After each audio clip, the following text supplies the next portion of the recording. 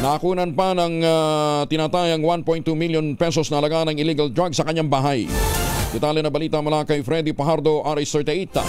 Masantos siya kabasan ni Chikamin sa ating mga kababayan dyan sa Pangasinan, Freddy. Masantos siya kabasan, Kuyang Angel.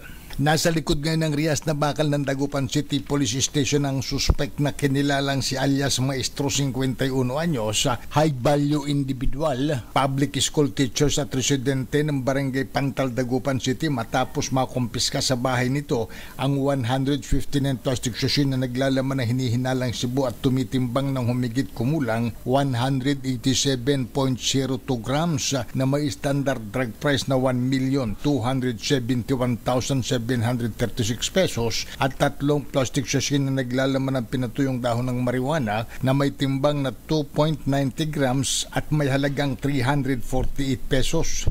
Ang pagka-aresto sa suspect ay sa bisa ng search warrant number 225-D0021 na may pitsang April 3, 2025 na pinalabas ng RTC Dagupan City. Ayon kay Lieutenant Colonel Benigno Umawang, ang Chief Regional Police Information Officer, kasong paglabag sa Section 11 and 12 ng Article 11 ng Republic Act 9165 o the Comprehensive Dangerous Drug Act of 2002.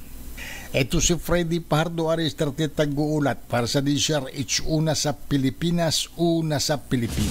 Magandang umaga, Pilipinas!